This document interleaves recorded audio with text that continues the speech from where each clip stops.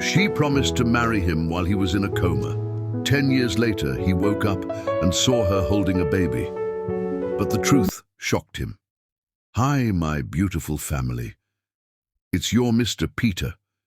If your heart brought you here, don't scroll. Stay. This isn't just a story, it's a feeling, a place where love speaks softly and something real touches your soul. You're not just watching, you're part of this." Before we begin, let me wrap you in a prayer, pure and overflowing. I pray that peace flows into every hidden corner of your heart, that whatever has made you feel small, tired, or forgotten begins to lose its power.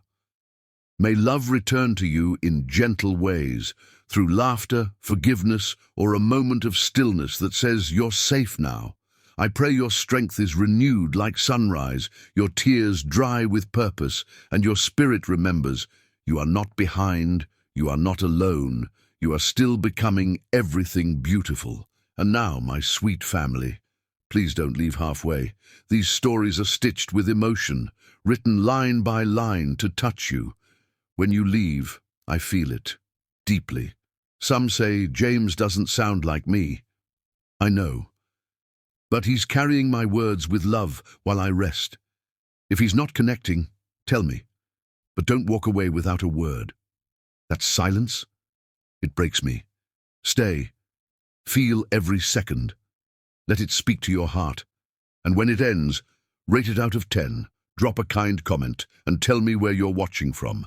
Let's fill this space with proof that love still exists and that this family still stands together. Let's begin. With all my love, always. The September night wrapped around them like silk, and Mari Molina felt the cool breeze caress her bare legs as she danced on Stuart Howell's penthouse terrace, wearing nothing but his oversized white dress shirt and the intoxicating promise of forever. "You'll catch cold out here," Stuart whispered, his breath warm against the curve of her neck as jazz saxophone drifted from speakers nestled between potted jasmine. "Then you'll have to warm me up," Mari replied, turning in his arms until they were face to face, her dark hair spilling over her shoulders like midnight silk. "I can think of several ways you could do that." Stuart's laugh was low and rich, his brown eyes catching the reflection of city lights that glittered 20 stories below. At 28, he carried himself with quiet authority, not the entitled arrogance Marie had expected from a billionaire's son, but genuine confidence earned through character rather than inheritance. Their love story had begun with coffee and catastrophe 2 years ago. Mari, working as a gallery curator, had been nervous about serving at the upscale Morrison Gallery opening when she literally collided with Stuart, sending hot espresso cascading down his immaculate charcoal suit. Instead of fury, he had erupted in delighted laughter. "Let me replace your suit," she had stammered, mortified. "Let me take you to dinner instead," he had countered. That meal had unfolded into 4 hours of conversation that stripped away pretense and revealed souls. Mari discovered a man who visited children's hospitals anonymously, who knew every construction worker's name on his sites, who cried during romantic movies when he thought no one was looking. 24 months later, Stuart had redefined love for her. He championed her career ambitions, celebrated her gallery successes, and held her through every moment of doubt about whether someone like her belonged in his rarefied world. "What are you thinking about?" Mari asked, studying the play of emotions across his features in the starlight. "About how you've ruined me for everyone else," Stuart said, his voice carrying that particular timbre that meant he was about to steal her breath. "About how I used to think love was something that happened to other people in movies and books. About how you've made me believe in forever." Something in his tone, nervous excitement wrapped in absolute certainty, made Mari's pulse quicken. "Stuart, what?" He stepped back, and Mari's world tilted as he dropped to one knee on the stone terrace. "Mari Elena Molina," Stuart said, his voice thick with emotion as he reached into his jacket pocket. You are my heart, my home, my reason for believing in magic. The ring box was vintage, worn velvet that spoke of family history and enduring love. When Stuart opened it, Mari gasped. The ring was stunning, an intricate Art Deco design with a brilliant round diamond surrounded by smaller stones that caught the light like captured starfire. This was my grandmother's ring, Stuart continued, his voice barely above a whisper. She told me to give it only to a woman who could love completely, unconditionally, forever. A woman who would choose love over everything else, no matter what life threw at us. Tears spilled down Mari's cheeks as she stared at the man kneeling before her. Stuart, who made her laugh until her sides ached and held her when nightmares woke her. Stuart, who believed in her dreams even when she couldn't see them herself. Mari, Stuart said, his own eyes bright with emotion, will you marry me? Will you build a life with me? Will you let me love you for the rest of my days? The silence stretched for exactly 3 heartbeats, long enough for Mari to remember every moment that had led them here. Their first kiss in the rain outside the gallery. The morning she'd found him making pancakes, singing off-key to jazz music. The night he'd held her after her father's funeral, when she'd sobbed against his chest until his shirt was soaked through. Yes, Mari whispered, then louder, her voice carrying across the terrace like a bell. Yes, Stuart. Yes, of course, yes. Stuart's hands shook as he slipped the ring onto her finger. It fit perfectly, as if it had been waiting for her all along. The moment it settled into place, Mari felt something shift in the universe. They were no longer 2 separate people orbiting each other. They were bound by gravity and love and promises that felt sacred. Stuart rose and swept her into his arms, spinning her around as she laughed and cried simultaneously.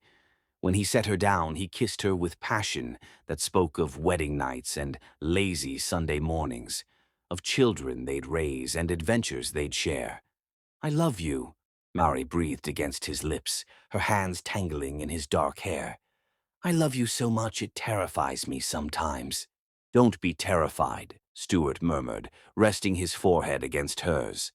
We're going to have the most beautiful life together, Mari. I promise you that. They spent the next hour wrapped around each other on the outdoor sofa, planning their wedding with the enthusiasm of children planning Christmas morning. A small ceremony in the botanical gardens where Stuart had first said he loved her. Mari's friend Rosa as maid of honor. Stuart's college roommate David as best man. Jasmine and roses everywhere because those were the flowers blooming the night they'd first made love. I want to marry you next month, Mari said suddenly, studying the way her engagement ring caught every available light source. Is that crazy? Next month? Stuart laughed, but his eyes were tender. Don't you want time to plan? To find the perfect dress? You are everything I've ever wanted, Mari said simply, turning the ring on her finger so the diamonds caught the light. The dress, the flowers, the reception, that's all just decoration.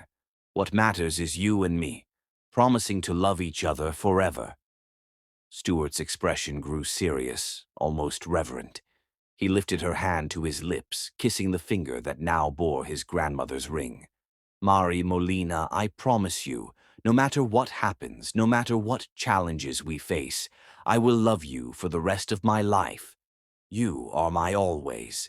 And you are mine, Mari whispered back, sealing the vow with a kiss that tasted like starlight and promises. I promise to love only you, Stuart Howell, for better or worse, in sickness and health, from this moment until my last breath.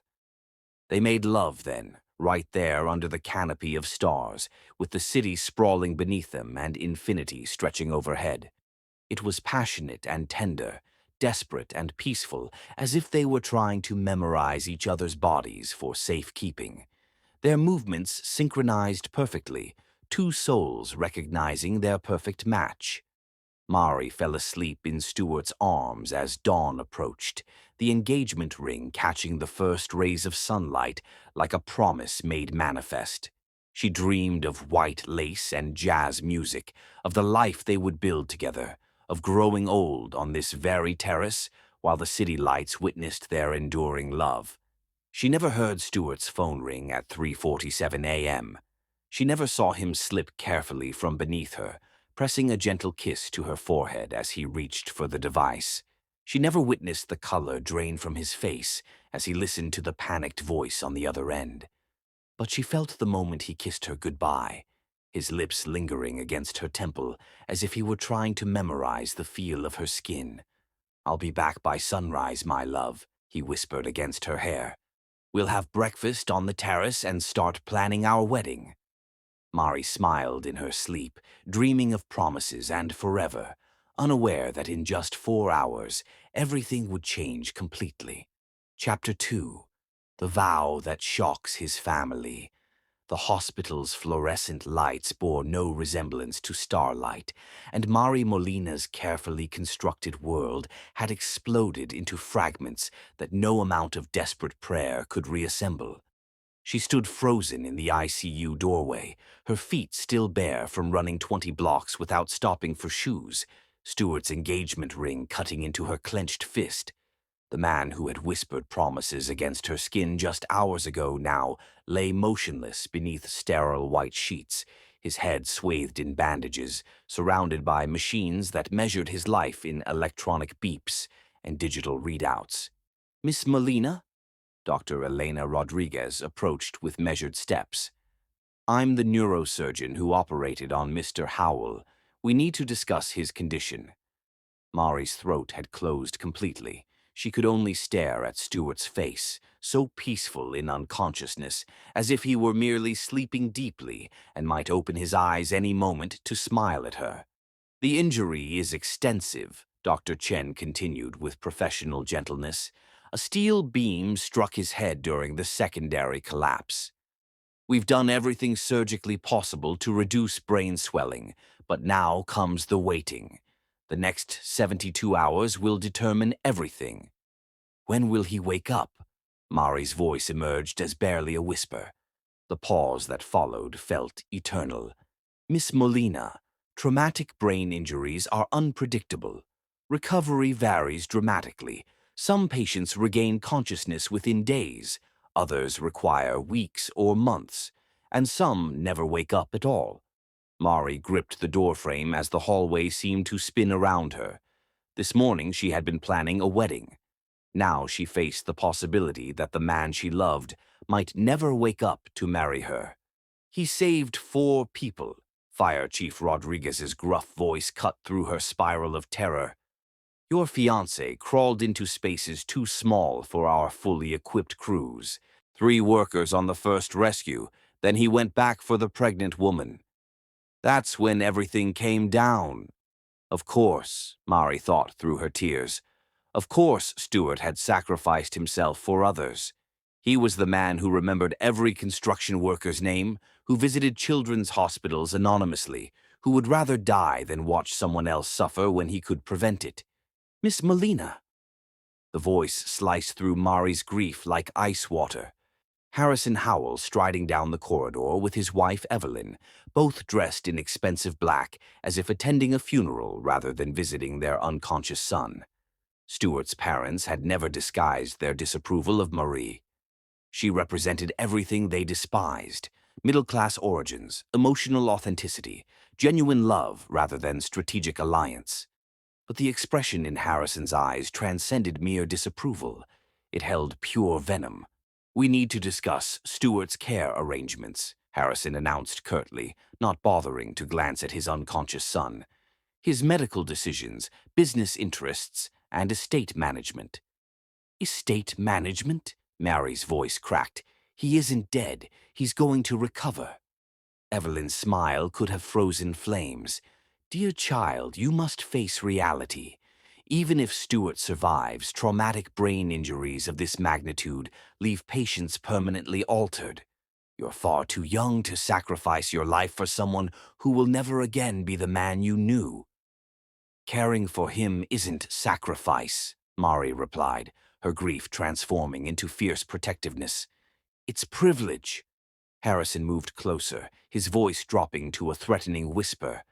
Let me clarify your position, Miss Molina. You possess no legal authority here, no rights regarding his medical decisions, business empire, or personal affairs.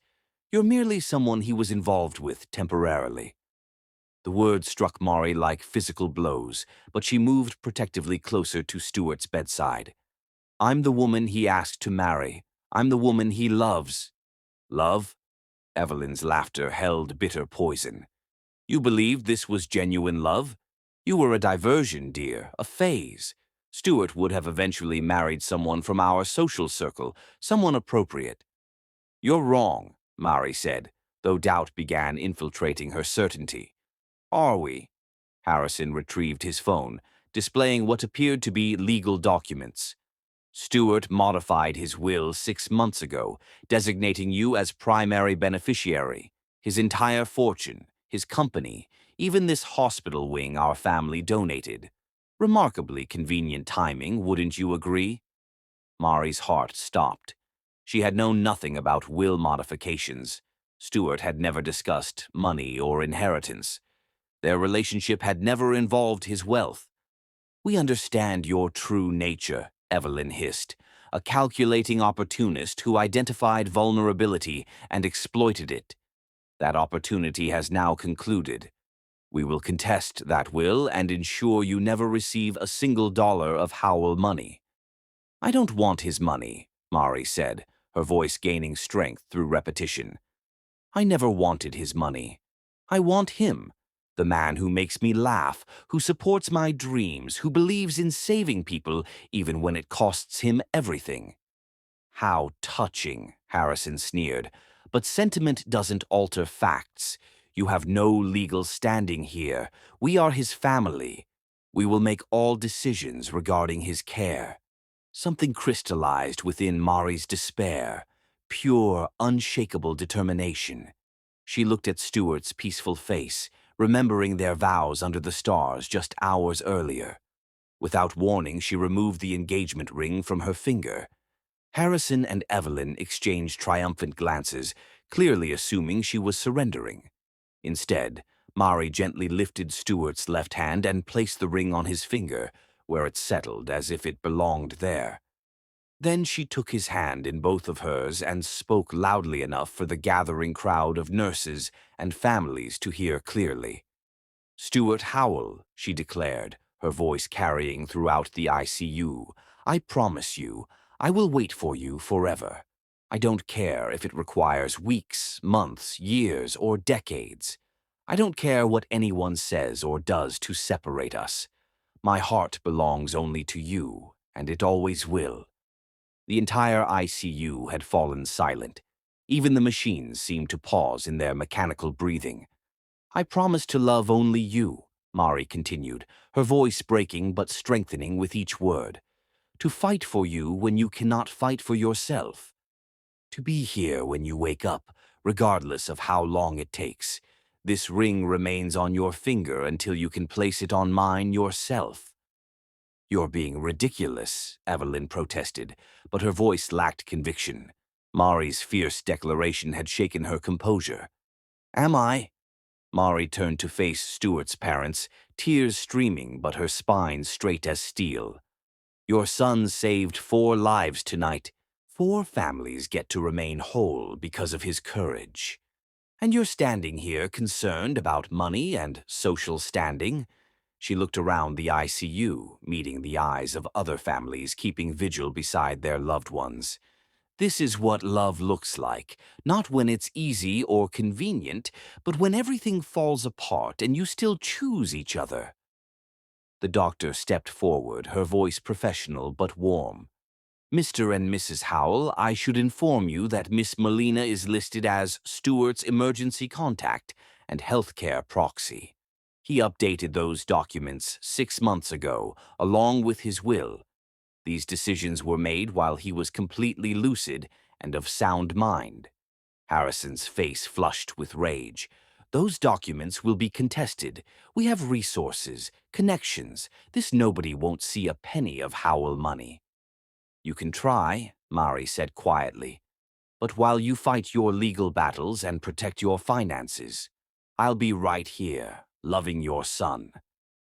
As the Howells stormed out, Evelyn's parting words echoed down the corridor. We'll be watching your every move, girl. One mistake, and we'll destroy you. Mari was no longer listening. She was studying Stuart's face, learning the new landscape of his features marked by medical tape and bandages. She was memorizing the sound of his breathing, shallow but steady. She was beginning what would become the longest vigil of love in the hospital's recorded history. I meant every word, she whispered to him, pressing a gentle kiss to his forehead. I'll wait forever if necessary, because you're worth it, because what we have is worth fighting for. Outside, dawn was breaking over the city, painting the hospital windows golden. Mari pulled her chair closer to Stuart's bed and began the first day of keeping her impossible promise. She had no idea it would be 8 years before she could keep it completely. Chapter 3. The Woman Who Wouldn't Break. Love, Mari discovered, was not merely a feeling but a daily act of rebellion against a world that insisted some battles were unwinnable. 3 years had passed since that devastating morning in the ICU, and Mari had transformed Stuart's sterile hospital room into a sanctuary that pulsed with memory and hope.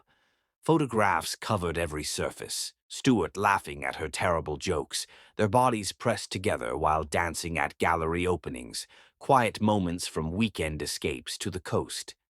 The windowsill hosted a rotating garden of seasonal flowers that changed with her moods and the calendar. Good morning, my love, Mari whispered, settling into the chair that had molded itself to her body over countless hours. She carried ritual coffee, prepared exactly as Stuart used to make it, strong enough to wake the dead and sweetened with honey, because he claimed sugar was an insult to properly roasted beans. Today she brought fresh jasmine from the florist downtown, the same flowers that had been blooming on his terrace the night he proposed. She arranged them carefully in the crystal vase she'd brought from their apartment, because she refused to speak of it in past tense. The Hendersons from room 314 asked about you again, Mari said, taking Stuart's hand in both of hers. His skin remained warm, alive, and she could feel the steady pulse in his wrist that had become her metronome for hope. Their daughter was in a skiing accident. They've been here 3 weeks, and they're already discussing letting go. I told them about us, about how real love doesn't have expiration dates. Mari had evolved into something of a legend in the long-term care ward. Other families whispered about the woman who had been arriving every single day for 3 years, who never missed birthdays or holidays, who spoke to her comatose fiancé as if he might respond at any moment. The hospital staff had stopped attempting to convince her to move on, and had instead embraced her as part of their extended family. Dr. Rodriguez stopped by yesterday while you were sleeping, Mari continued, gently stroking Stuart's hair. She had learned to trim it herself, wanting him to look handsome for the day he opened his eyes. He said your muscle tone is improving from all our physical therapy sessions. I knew those exercises were helping. The legal battles with Stuart's family had been brutal, but ultimately unsuccessful. Harrison and Evelyn Howell had deployed an army of lawyers against Marie, attempting to prove she was an opportunistic gold digger who had manipulated Stuart into changing his will. They had demanded psychological evaluations, financial audits, and character witnesses. However, the evidence overwhelmingly favored Mari. Hospital security footage documented her sleeping beside Stuart's bed every night. Medical records showed how his vital signs stabilized only when she was present. The nursing staff testified about the hours she spent reading to him, exercising his limbs, and advocating for his care with the intensity of a trained medical professional. Most devastating to the Howell family's case were Stuart's own recorded words. His lawyer had produced audio recordings of Stewart discussing the will changes, explaining in his own voice that Mari was the only person I trust completely with my life and my legacy. The recordings revealed a man deeply in love, not someone being manipulated. The final blow to their legal challenge came when the neurosurgeon testified about Mari's effect on Stewart's condition. Mr. Howell shows measurable neurological responses only when Miss Molina is present, she had told the court. His brain activity increases when she speaks, his heart rate synchronizes with her breathing when she sleeps beside him, and his muscle reflexes are strongest during her daily physical therapy sessions. In 30 years of neurology, I have never witnessed anything comparable. The judge had ruled decisively in Mari's favor, stating that love this profound and documented cannot be fabricated or faked. The Howell family's attempts to block Mari from Stewart's care had failed completely. But legal victory had not eased Mari's financial struggles. The court battles had drained her savings, and her reduced work schedule meant living paycheck to paycheck. She had moved from their spacious apartment to a tiny studio 6 blocks from the hospital, furnished with second-hand pieces and photographs that made the cramped space feel like home. I finished another chapter of our book last night, Mari told Stewart, retrieving her laptop. She had been writing their love story for months, partly therapeutic, partly hopeful. I reached the part about our first weekend at the cabin. Remember how you tried to impress me by cooking breakfast? But you burned the pancakes so badly we had to open every window. She had titled the manuscript Love Letters to Tomorrow and had started sharing excerpts on a blog that was gaining international readership. People from around the world wrote to tell her about their own love stories, their own vigils, their own faith in love's power to transcend even the most impossible circumstances. I received the most moving email yesterday, Mari said, scrolling through her laptop. A woman in Australia whose husband has been in a coma for 7 years. She said reading about us gives her strength to continue believing. There's a man in Japan whose wife had a stroke and hasn't spoken in 4 years. He plays music for her every day because that's what we do. Mari looked up at Stewart's peaceful face, memorizing the way afternoon light played across his features. Do you hear that, my love? We're helping people. Our love is inspiring other people to believe in forever. She spent the next hour reading aloud from the novel they had started together before the accident, a sweeping romance set in 1940s Paris. Stewart had always been secretly sentimental about love stories, though he had pretended to be too sophisticated for them. Mari could still remember catching him wiping away tears during Casablanca. Around noon, she retrieved the sketchpad that never left her side. For months, she had been drawing detailed plans for the house they had dreamed of buying together. A craftsman-style home with a wrap-around porch, gardens where they could grow vegetables, a library with floor-to-ceiling bookshelves where Stewart could read while she painted. I drove by the Morrison property again, she told him, shading in the front steps with careful precision. It's still for sale, and Mrs. Morrison asked about you. The entire neighborhood knows our story now. They're all hoping for you to come home.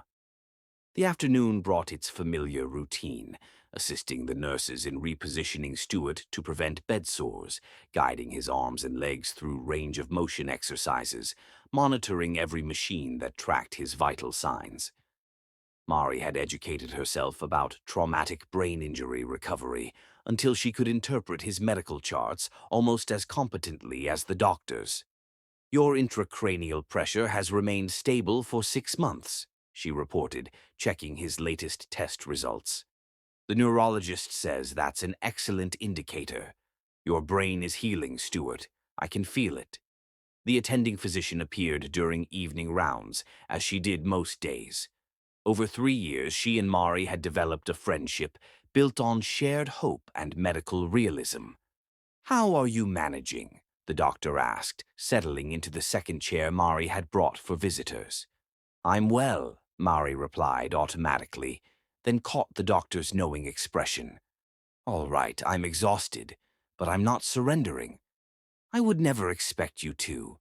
But Mari, you understand you can take breaks, correct? You could visit friends, take a weekend trip, live a little. He'll still be here when you return. Mari shook her head firmly. What if he wakes up and I'm not here? What if he opens his eyes and believes I abandoned him?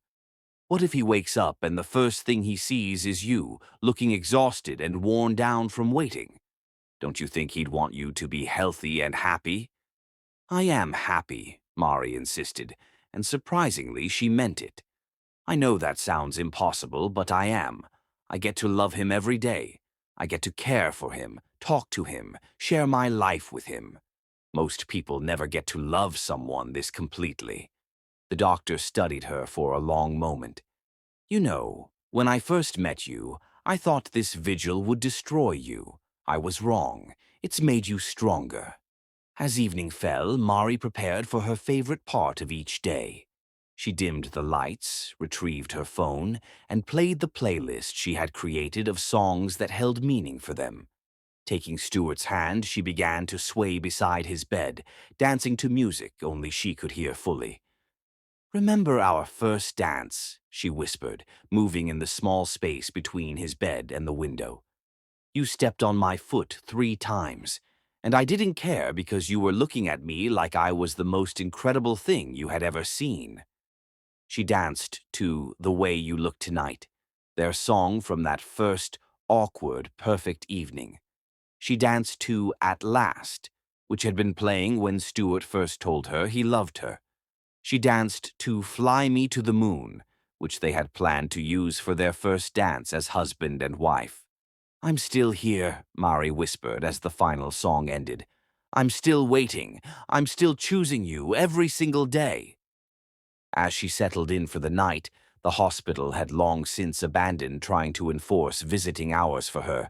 Mari noticed something that made her pulse quicken. Stuart's fingers had moved just slightly, almost like he was attempting to squeeze her hand. Stuart, she whispered, leaning closer. Can you hear me, love? The movement didn't repeat, but Mari felt no discouragement. Love was patient. Love was persistent. Love was whatever it took, for however long it took. Tomorrow would mark 3 years and 1 day since the accident. Mari fell asleep holding Stuart's hand, dreaming of the morning he would finally squeeze back. Chapter 4. The Sister Who Brought Hope and Heartbreak. The woman standing in Mari's doorway looked like grief personified, all sharp angles and hollow cheeks, her dark hair hanging limp around a face that addiction and loss had carved into something almost unrecognizable from the vibrant younger sister Mari remembered. Isabella, Mari whispered, her coffee mug trembling in suddenly unsteady hands. She had just returned from her daily vigil with Stuart, emotionally drained and physically exhausted, and seeing her estranged younger sister felt like being struck by lightning on a clear day. Hey, Mari! Isabella's voice barely carried across the threshold, and she kept glancing over her shoulder as if expecting pursuit. I know I have no right to be here after everything I've done, but I'm pregnant and I'm clean and I have nowhere else to go. Mari's chest tightened as she absorbed her sister's appearance. Isabella's clothes hung loose on her diminished frame, but there was indeed a small bump visible beneath her oversized sweater. Her eyes, once bright with mischief, so similar to Marie's own, now held a mixture of fear, shame, and desperate hope. 3 years of silence stretched between them like a chasm. 3 years since Isabella had stolen money from Marie's purse to buy drugs. 3 years since their screaming fight had ended, with Isabella storming out and Mari shouting that she never wanted to see her again.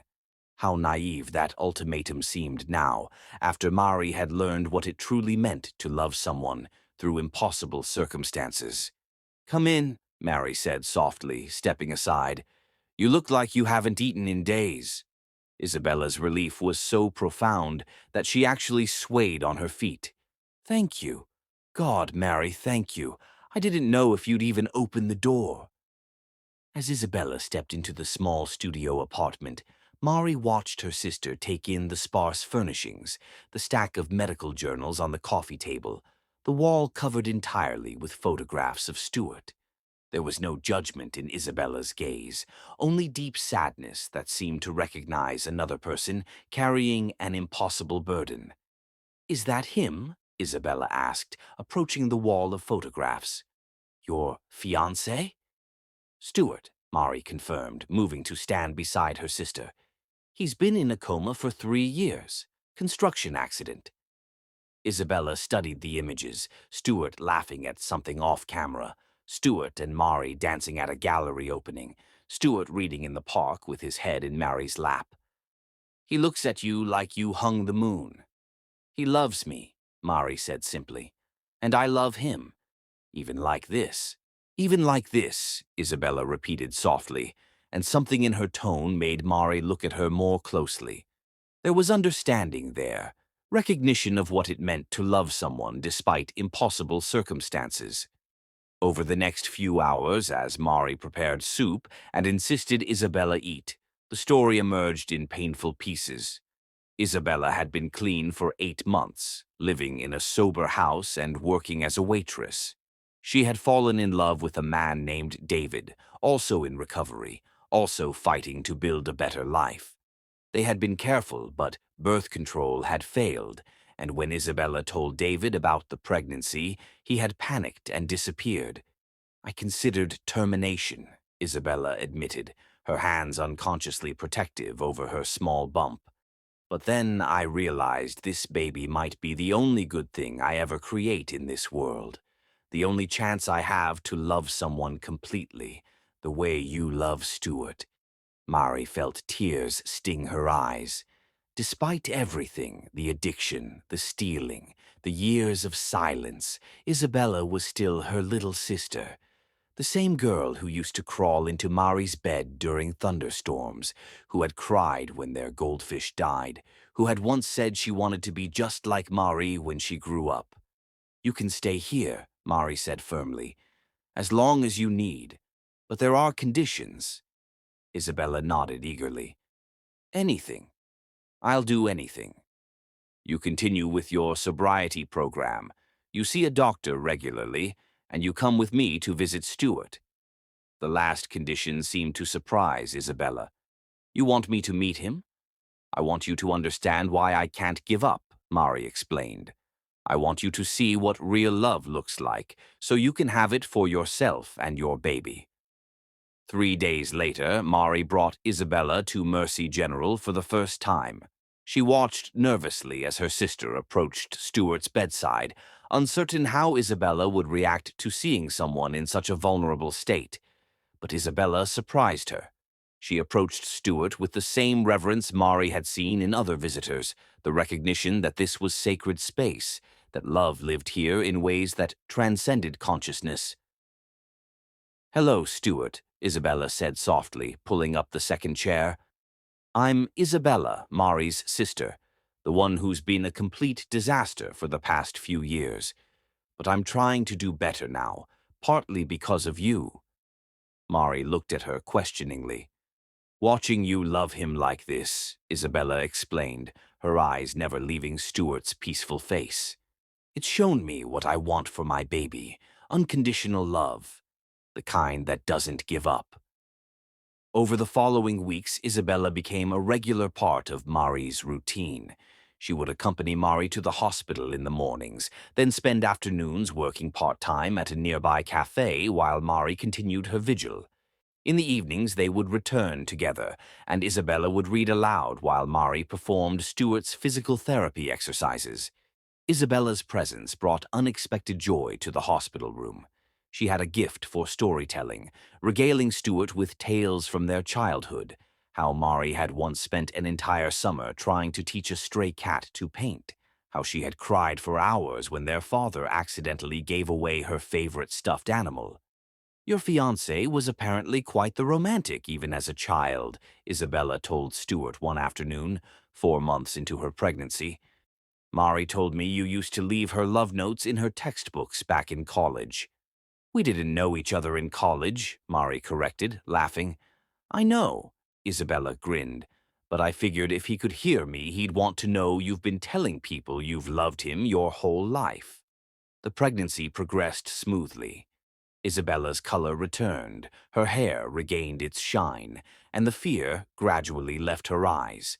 She threw herself into preparing for motherhood with the same intensity Mari brought to Stuart's care. Reading every book, attending every class, creating a nursery in the corner of Mari's tiny apartment that overflowed with second-hand furniture painted in cheerful yellows and greens. "I don't want to know the gender," Isabella announced during her 7th month. "I want to be surprised. I want to experience something in my life that's completely joyful and unexpected." Mari understood. For someone who had spent years having life happen to her, Isabella was claiming agency in this one beautiful way. The baby came 3 weeks early, on a rainy Tuesday in April. Mari had been at the hospital with Stuart when Isabella called, her voice tight with pain but excited. "It's time," she said simply. "And Mari, I want you to be there. You're the only family this baby's going to have." The birth was long and difficult, but when baby Sophia finally arrived, 6 pounds 2 ounces, with a full head of dark hair and her mother's enormous eyes, Mari fell in love instantly. She was the first person besides the medical staff to hold her niece, and as she looked down at the tiny, perfect face, she felt something shift in her heart. Love, she realized, wasn't finite. It didn't diminish when shared. Loving Sophia didn't mean loving Stuart less. It meant her capacity for love had expanded, grown stronger, become more powerful. "She's perfect," Mari whispered, tears streaming down her cheeks. "She is," Isabella agreed weakly from the hospital bed. "And she's lucky. She gets to grow up knowing what real love looks like." For 6 months, they were a family. Isabella proved to be a devoted mother, singing lullabies in Spanish, reading picture books with animated voices, taking thousands of photographs as if she were documenting every moment for posterity. She would bring Sophia to visit Stuart regularly, convinced that babies could sense more than adults gave them credit for. "Uncle Stuart," she would whisper to the baby while holding her near his bedside, "this is the man who taught your Aunt Mari that love is stronger than anything. When you're old enough to understand, she'll tell you stories about the kind of man you should wait for." But the euphoria of new motherhood couldn't completely erase Isabella's past. The sleep deprivation, the overwhelming responsibility, the constant anxiety about providing for Sophia, it all began to wear on her. Mari noticed her sister becoming increasingly agitated, more prone to tears, jumping at sudden sounds. "I keep thinking I'm going to mess this up," Isabella confided one night while they sat in the hospital room, Sophia sleeping peacefully in her carrier beside Stuart's bed. "What if I'm like Mom? What if I can't handle it and I start using again?" "You won't," Mari said firmly. "You're stronger than you know." But late one night, when Sophia was 6 months old, Mari woke to the sound of crying. Not the baby, but Isabella, sobbing into her pillow with desperation that chilled Marie's blood. "I can't do this," Isabella whispered when she realized Marie was awake. "I love her so much it hurts, but I'm drowning. I keep thinking about using, about how much easier everything would be if I could just escape for a little while." Mari held her sister as she cried, recognizing the signs of postpartum depression that had gone untreated for too long. They got help, therapy, medication, a support group for new mothers in recovery. For a while, things seemed to improve. But addiction is a patient predator, and grief makes people vulnerable to old demons. The call came on a snow-covered morning in February. Isabella had been driving to her NA meeting when another car ran a red light, hitting her driver's side door at full speed. She died on impact, leaving behind an 18-month-old daughter and a sister whose heart had been broken all over again. At the funeral, Mari stood at the graveside holding Sophia, who kept asking for "Mama" in her sweet, confused voice. The adoption papers Isabella had signed months earlier made Mari Sophia's legal guardian, But no legal document could prepare someone for the reality of sudden single parenthood while maintaining an 8-year vigil. That night, Mari brought Sophia to Stuart's room for the first time since Isabella's death. "She's ours now," Mari whispered, settling into the familiar chair with the baby on her lap.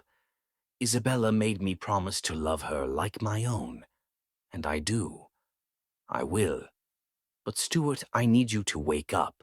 I need help raising her. I need my partner back." Sophia, as if sensing the gravity of the moment, reached out her tiny hand and placed it on Stuart's arm. For just a moment, Mari could have sworn she saw his fingers twitch in response. Love hadn't gotten smaller after Isabella's death. It had simply changed shape, expanding to encompass a motherless child who would grow up surrounded by stories of the uncle who loved her aunt so much that he had been fighting for 8 years to come home to them. Chapter 5. A Village Built on Love. Carlos Mendoza carried loss the way ancient trees bear scars, visible evidence of survival that had transformed pain into wisdom, creating something stronger than what had existed before the wound. He stood in Mari's doorway holding a casserole dish, 2-year-old Sophia peering out from behind his legs with the bright curiosity that seemed to be her inheritance from both her mother and aunt. His expression held the careful composure of someone who understood that grief was a language requiring fluency, not just sympathy. "I hope we're not intruding," Carlos said, his slight accent revealing Spanish as his first language. "Sophia kept asking to see Aunt Mari, and I thought you might need assistance." 6 months had passed since Isabella's funeral. 6 months since Marie had become guardian to a toddler while maintaining her 8-year vigil beside Stuart's hospital bed. The arrangement defied every reasonable standard of possibility, yet somehow they had managed.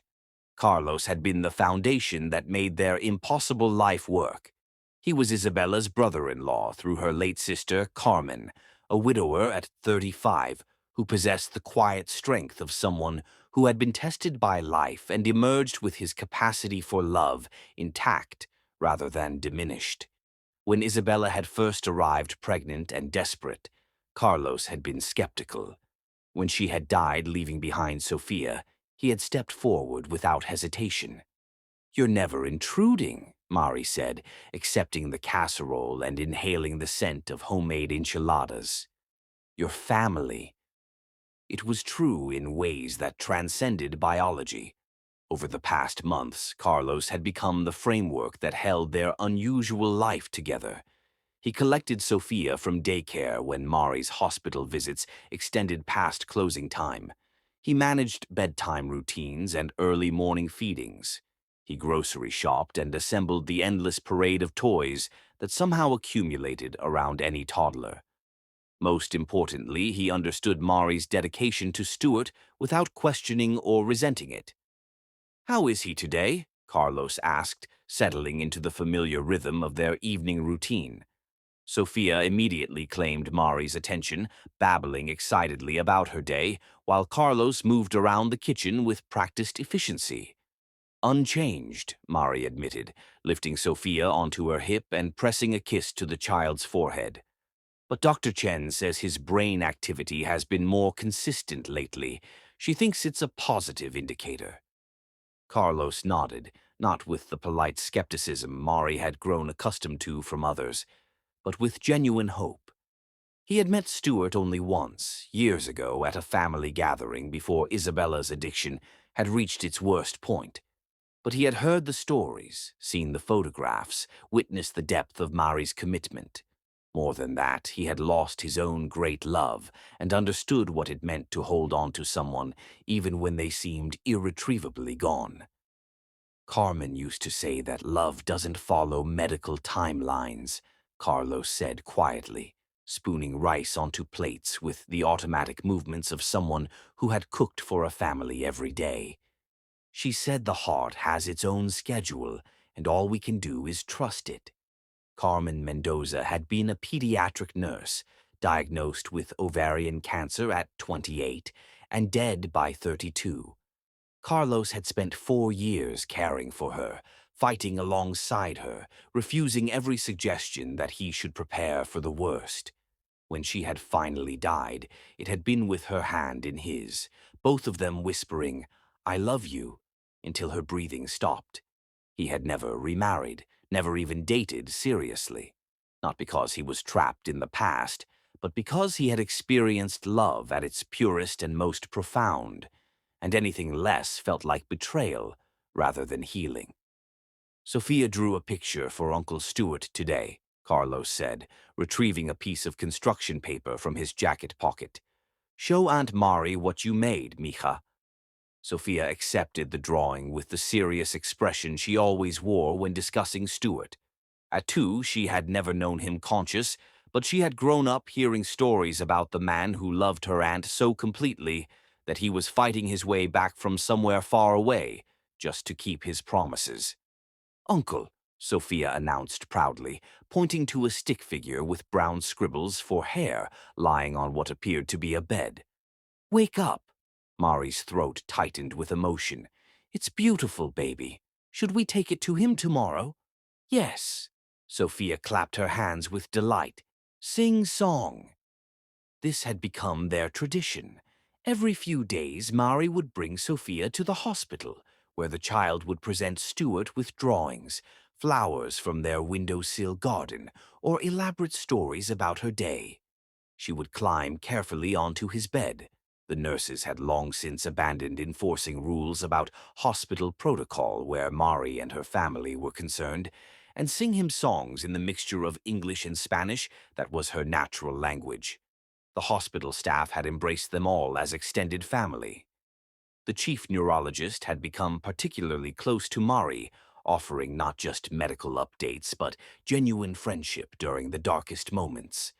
Nurse Patricia saved the best rooms for Stuart, always ensuring fresh flowers were permitted and visiting restrictions were relaxed. Even the security guards knew them by name, understanding that this wasn't just a typical patient-family relationship, but something extraordinary that deserved protection. "Dr. Rodriguez called me today," Mari mentioned as they settled into dinner. "She wanted to know if I'd be interested in speaking at a conference about long-term care families. Apparently, our situation has become something of a case study."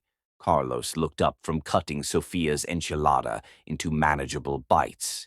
"How do you feel about that?" "Honestly, proud," Mari said after considering. "If our story can help other families, if it can give them hope or courage to keep fighting, then something good comes from all this pain." It was true. Over the years, Mari had received hundreds of letters and emails from people around the world who had heard about her vigil. Families dealing with comas, strokes, Alzheimer's, traumatic brain injuries, all of them finding strength in the story of a woman who had made an impossible promise and kept it.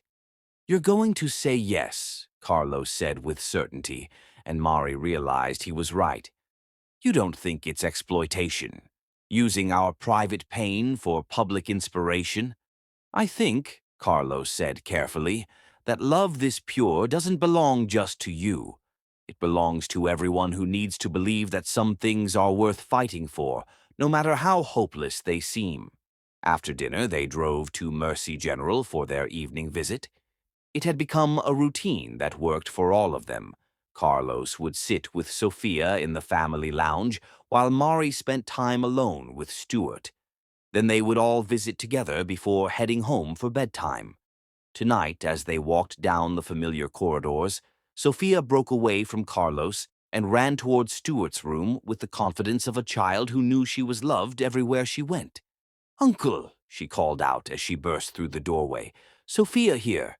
Mari watched with wonder that never diminished as her niece climbed carefully onto Stuart's bed, settling herself beside him with the natural ease of someone who had never known him any other way. "I bring picture," Sophia announced seriously, holding up her artwork. "You like?" Then she did what she always did, placed her small hand on Stuart's chest and began to sing. It was a lullaby Isabella used to sing, passed down from their grandmother, a mixture of Spanish and nonsense words that somehow conveyed more love than any formal song ever could. And something extraordinary happened. Stuart's eyes moved beneath his closed lids, tracking back and forth as if he were watching something invisible. His breathing deepened, became more rhythmic. Most remarkably, his hand, the hand that hadn't moved voluntarily in 8 years, slowly, almost imperceptibly, shifted closer to where Sophia sat. Mari gasped, grabbing Carlos's arm. "Did you see that?" "I saw it," Carlos whispered, his own eyes bright with tears. The neurosurgeon, who had been checking on another patient, appeared in the doorway just in time to witness Stuart's hand actually make contact with Sophia's leg, the most purposeful movement he had made since the accident. "That's unprecedented," she breathed, immediately moving to check his monitors. "His brain activity is spiking in ways I've never seen before." Sophia, oblivious to the medical miracle occurring around her, simply continued singing while patting Stuart's chest gently. "Sleep now, Uncle. Sophia here. Aunt Mari here. Carlos here. We stay." Later that night, after they had returned home and Sophia was asleep in her crib, Mari and Carlos sat on the small balcony of her apartment, sharing a bottle of wine and processing what they had witnessed. "Do you think he knows?" Mari asked. "About Isabella, about Sophia, about all of it?" "I think," Carlos said thoughtfully, "that love is smarter than medical science gives it credit for. I think he's been listening to everything, learning about his new family, waiting for the right moment to show us he's still fighting." Mari felt something loosen in her chest. Hope that had been carefully guarded for so long, finally allowed to expand. "Carlos, when he wakes up, and I do mean when, are you going to stay? Will you help us figure out how to be a family?" Carlos was quiet for a long moment, staring out at the city lights. "Carmen always said I'd know when it was time to stop mourning and start living again. I think she'd approve of this, helping to raise a little girl who needs stability, supporting a love story that proves some promises are worth keeping forever." "That's not really an answer," Mari pressed gently. Carlos smiled, the first truly peaceful expression Mari had seen on his face since she had known him. "Yes, Mari, I'll stay. Sophia needs her Uncle Carlos, and you need someone who understands that love doesn't diminish when it's shared. It multiplies." That night, Mari fell asleep to the sound of Sophia's gentle breathing in the next room and Carlos's quiet movements as he cleaned their dinner dishes. For the first time in years, she felt not just hopeful about Stuart's eventual awakening, but confident that when he did wake up, he would find not just her waiting for him, but an entire family built on the foundation of their love. Love, she was learning, was indeed larger than any one person could contain. It created communities, inspired strangers, and somehow, miraculously, had the power to call someone back from the very edge of forever. Chapter 6. Whispers from Beyond. The dreams had been growing more vivid for months, but tonight Stuart's voice was so clear that Mari woke with tears streaming down her cheeks and the unshakable conviction that everything was about to change. In the dream, they had been dancing on his penthouse terrace again, but instead of city lights below, an endless field of stars stretched to infinity. Stuart had appeared whole and conscious, wearing the same tender smile he'd given her the night he proposed. But when Mari tried to touch his face, her hand passed through him like he was made of starlight. "I'm fighting my way back to you," he had whispered, his voice echoing from somewhere both impossibly distant and intimately close. "But Mari, when I return, everything will be different. You need to prepare yourself." "Prepare for what?" she had asked, but he was already fading. "Prepare to forgive me for not understanding immediately. Prepare to fight for us one more time when I can't see clearly." Now, sitting in the pre-dawn darkness of her apartment, with 3-year-old Sophia sleeping peacefully in the next room, Mari couldn't dismiss the feeling that the dream had been more than her subconscious processing hope and fear. It had felt like a conversation, as if Stuart had somehow reached across the vast distance of his coma to warn her about what was coming. She'd been having these dreams increasingly often over the past year, always vivid, always feeling more real than her waking hours. The medical staff had explained that it was normal for long-term caregivers to experience this kind of subconscious connection, but Mari knew it was more than psychology. She could feel Stuart fighting his way back to consciousness, could sense his presence growing stronger in ways that had nothing to do with medical measurements. The evidence was mounting in small but undeniable ways. His muscle tone had improved dramatically, even though he remained unconscious. His sleep cycles had become more regular, more human. Most remarkably, his brain activity showed patterns that doctors described as unprecedented and medically fascinating. "Good morning, my love," Mari whispered as she settled into her usual chair beside Stuart's bed later that morning. The October sun streamed through the windows, painting everything golden, and Mari couldn't help but notice how much more alive Stuart looked compared to the pale, lifeless figure he'd been during those first terrible years. Sophia, now walking confidently and chattering in both English and Spanish, had insisted on bringing Stuart fresh flowers from their windowsill garden. She climbed carefully onto his bed, a ritual the hospital staff had long since accepted as beneficial rather than disruptive.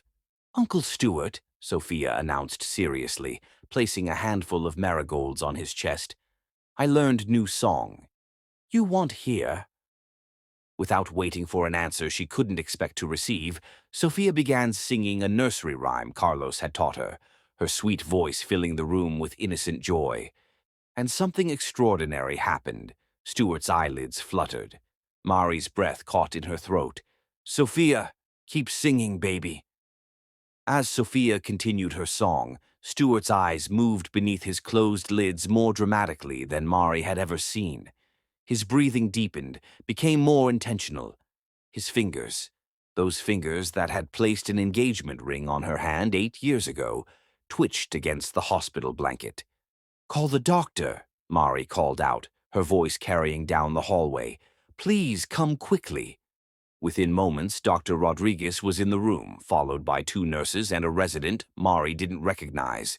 They all watched in amazement as Stuart's vitals spiked on the monitors, showing brain activity patterns that suggested consciousness. "This is remarkable," the neurosurgeon murmured, checking his pupil responses. "His neurological function is approaching normal ranges. Mari, how long has this been happening?" "It's been building for months," Mari said, never taking her eyes off Stuart's face. "Small things at first, finger movements, changes in breathing. But today feels different. It feels like he's trying to wake up." Sophia, oblivious to the medical drama surrounding her, had finished her song and was now patting Stuart's hand gently. "Wake up, uncle. Time for breakfast." And incredibly, impossibly, Stuart's hand moved to curl around her tiny fingers. The room erupted in controlled medical chaos. The attending physician immediately ordered a full neurological assessment while nurses checked and rechecked his vital signs. Mari found herself pushed to the edges of the activity, watching as the medical team worked to understand what was happening to the man she'd loved back from the edge of forever. "Mari," the doctor said finally, pulling her aside, "I need you to understand what we're seeing here. After 8 years, the likelihood of someone in Stuart's condition showing this level of improvement was essentially 0. What's happening doesn't fit any medical model I know. Are you saying he's waking up?" Mari's voice was barely a whisper, afraid to hope too much. "I'm saying that everything about his case defies medical explanation. The only consistent factor has been you, your presence, your voice, your unwavering commitment. If I were writing this up for a medical journal, I'd have to call it a miracle." Over the following weeks, Stuart's improvement accelerated at a pace that left his medical team astounded. His eyes began opening for longer periods, though they didn't yet track or focus. His muscle responses became more pronounced. Most encouragingly, his brain scans showed activity patterns that approached normal consciousness. Mari documented everything obsessively, afraid that if she didn't record each small victory, she might wake up to discover it had all been another dream. She filled notebooks with observations, how his breathing changed when she read poetry, the way his heart rate stabilized when she hummed their song, the almost imperceptible way his hand would move toward hers when she placed it near his. Carlos had become an invaluable partner in interpreting these signs. His own experience with Carmen's illness had taught him to notice subtle changes that medical professionals might miss. More importantly, he understood the emotional marathon Mari was running and made sure she ate properly, slept when possible, and didn't lose herself completely in the intensity of hope and fear. "He's coming back," Carlos said one evening as they sat in the hospital cafeteria while Sophia napped in Stuart's room. "I can see it in the way you look at him. There's something different in your eyes, not just hope anymore, but certainty." Mari nodded, stirring her coffee absently. "I dream about him almost every night now. We talk, really talk. He tells me he's fighting to get back, that he can hear everything that's happened. He knows about Isabella, about Sophia, about you helping us. But he also warns me that when he wakes up, things are going to be complicated." "Complicated how?" "I don't know. The dreams are clear about some things and frustratingly vague about others. But Carlos, what if he wakes up and doesn't remember loving me? What if 8 years in a coma has changed him fundamentally?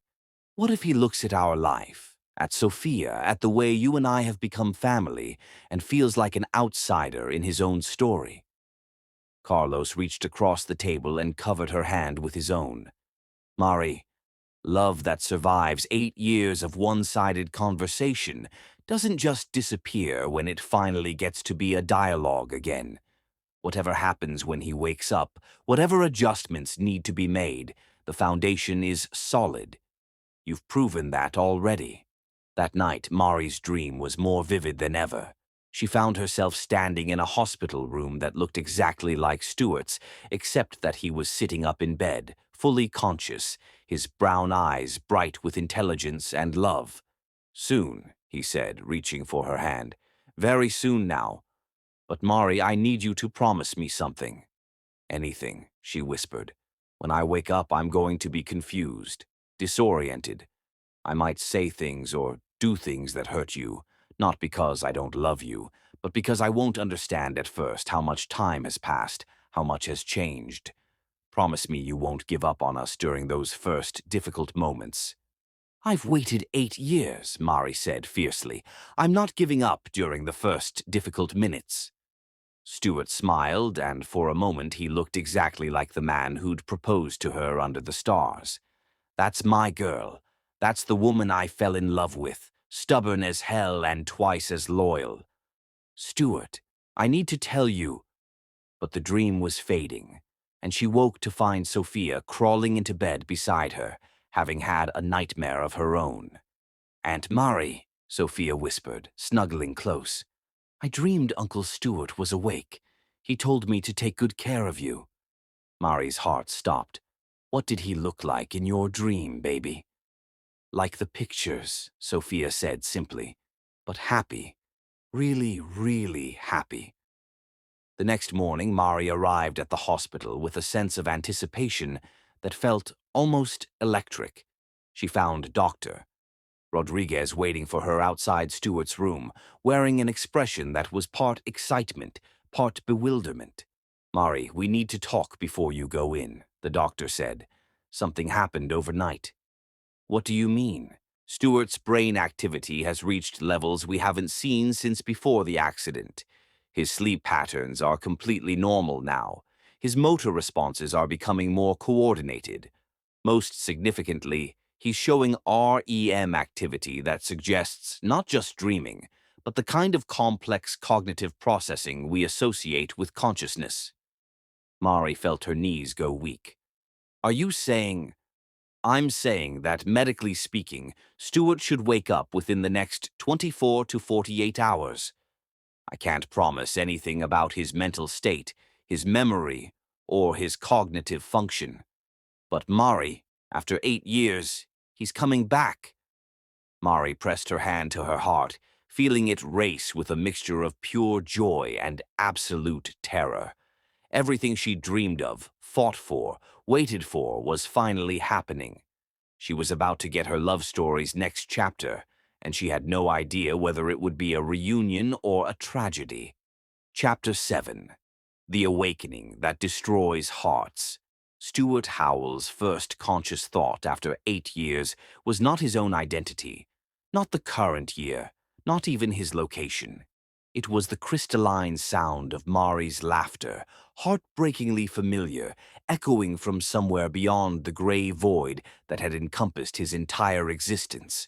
His eyelids felt weighted with lead, heavy from years of enforced unconsciousness. When he finally forced them open, reality crashed over him in overwhelming waves, fluorescent lights too harsh, sounds too sharp, sensations too intense after the gentle darkness that had sheltered him through an eternity of dreams. The ceiling above him was institutional white, marked with water stains that spoke of countless human dramas played out beneath this sterile canopy. His throat felt raw as sandpaper, his mouth completely dry, and when he attempted to speak, only a rasp emerged that might have been Mari's name. "Well, hello there, Sleeping Beauty." The voice belonged to a stranger, a woman in scrubs with kind eyes and silver-streaked hair pulled back in a practical ponytail. "I'm Nurse Patricia.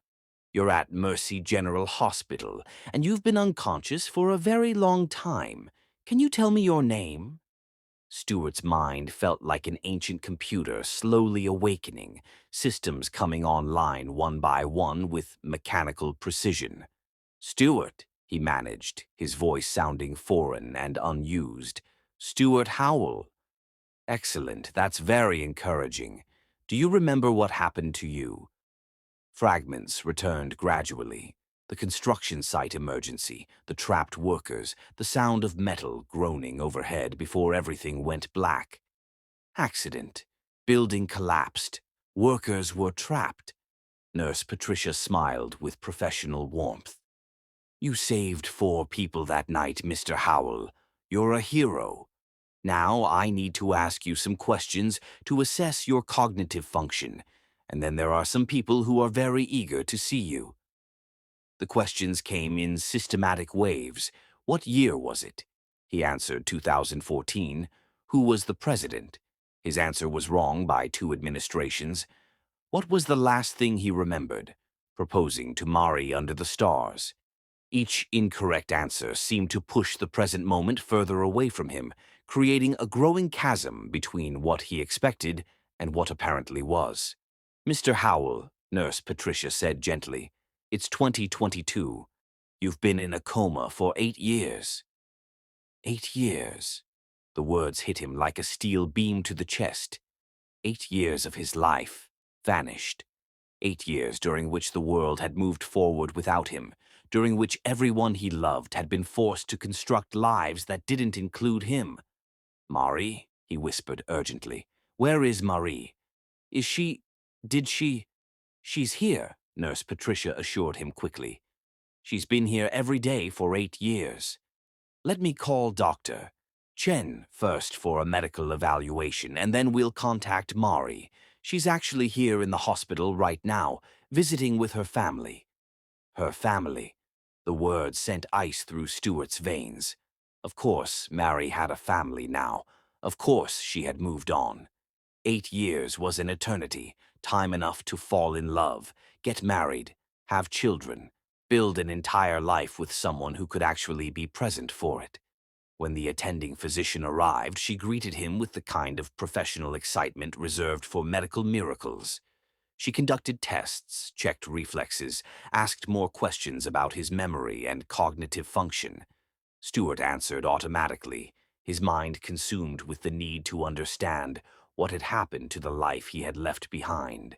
"Doctor," he finally interrupted her neurological assessment, "I need to know about Mari. Is she married? Does she have children?" The neurosurgeon paused, clearly uncertain how much information to share with someone who had just awakened from an 8-year coma. Mr. Howell, perhaps it would be better if you spoke with Mari directly about— Please, Stewart said desperately. I need to know before I see her. I need to prepare myself. She's not married, the doctor said carefully. But yes, she has a child, a little girl named Sophia. She's 3 years old. The words hit Stewart like a sledgehammer to the chest. Mari had a daughter, a 3-year-old daughter who had never known him, who called someone else Daddy, who was part of the life Mari had built during the years he had been trapped in unconsciousness. The father? Stewart asked, his voice barely audible. It's complicated, Mr. Howell. Really, I think you should discuss this with Mari herself. She'll be overjoyed to see you awake. She's never stopped believing you'd come back. But Stewart was no longer listening. Physical therapy had been mentioned, and he had latched onto it as distraction from the emotional devastation threatening to overwhelm him. Within an hour, he was working with the therapist to remember how to walk, how to coordinate movements his body had forgotten during 8 years of stillness. The process was humiliating and exhausting, but it also gave him a goal. He needed to be strong enough to see Mari without falling apart completely. He needed to be able to walk to the window, to see what life looked like in this new world where 8 years had passed without him. When the physical therapist finally helped him to the large window overlooking the hospital's garden courtyard, Stewart's heart stopped completely. There she was. Mari, but not the Mari he remembered. This woman was older, more mature. Her beauty deepened rather than diminished by the years he had missed. She wore a yellow sundress that caught the October sunlight, and her hair was longer than he remembered, pulled back in a loose bun that revealed the elegant line of her neck. But she wasn't alone. A little girl with dark curls and Mari's enormous eyes sat beside her on a blanket, chattering excitedly while holding what appeared to be a birthday cake. And standing nearby, helping to arrange plates and napkins, was a man, tall, handsome, clearly comfortable in his role within this intimate family scene. Stewart watched in devastation as the man, who had to be Sophia's father, leaned down to kiss Mari's cheek before lifting the little girl into his arms. The easy familiarity between them, the way Mari smiled up at the man who was clearly her partner, the sight of a family that had been built in the space where Stewart should have been. It was unbearable. This was what 8 years looked like. This was the life Mari had been forced to create when it became clear that Prince Charming wasn't waking up from his enchanted sleep. Stewart understood with perfect, horrible clarity that the most loving thing he could do was disappear. Mari had waited. God, she had waited so much longer than anyone had a right to expect. But eventually she had accepted reality and built something beautiful with someone who could actually be present for it. The little girl, Sophia, was laughing at something the man had said, and the sound carried up to Stewart's window like music. She was beautiful, clearly loved, obviously thriving in this family that didn't include him and never should. Mr. Howell, the physical therapist had been talking, but Stewart hadn't heard a word. Are you all right? You look very pale. I need to leave, Stewart said quietly, his decision crystallizing with devastating clarity. I need to discharge myself and leave this hospital. Sir, that's not advisable. You've just awakened from an 8-year coma. You need rehabilitation, monitoring, gradual reintroduction to— I need to not destroy that woman's life, Stewart interrupted, nodding toward the window where Mari was now helping Sophia blow out birthday candles. She's moved on. She has a family. She's happy. The kindest thing I can do is let her stay that way.